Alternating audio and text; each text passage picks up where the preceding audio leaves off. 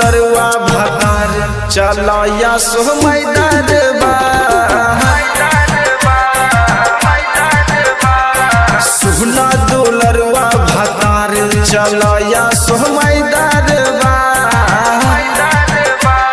श्रद्धा पूरी है हमार चुनरी के नेह चटका कहरा ना हमके लचा चलो या सोमय दरबार।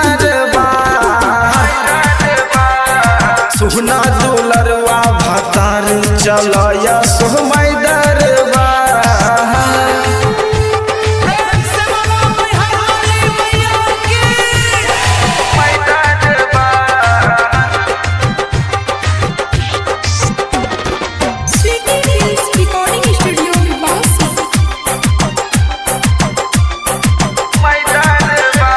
हमाई के चरण होके भगती मगन नजर फेरी है तोह पे मैया रानी हो। पूजी हमाई के चरण होके भगती मगन नजर फेरी है तोह पे मैया रानी हो। गुंजला लोग सारा संसार चलो या सोमय दरबार। सुना दुलरुआ भतार चलो या सोमय दरबार।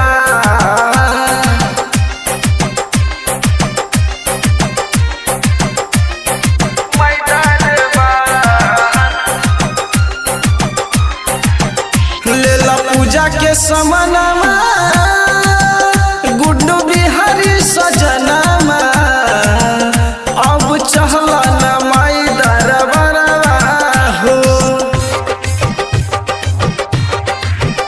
कृष्ण राज देवरवा अभी नहीं के बघरवा अब चहला न माई दरबारवा हो।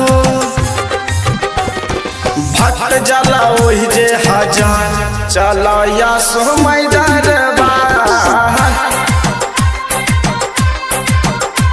सुना दुलरुआ भतार चलो या सोमय दरबार। श्रद्धा पूरी है हमार चुनरी के नेह चटका कहरा ना हमके लचा चलो या सोमय दरबार। सुना दुलरुआ भतार चलो या सोमय दरबार।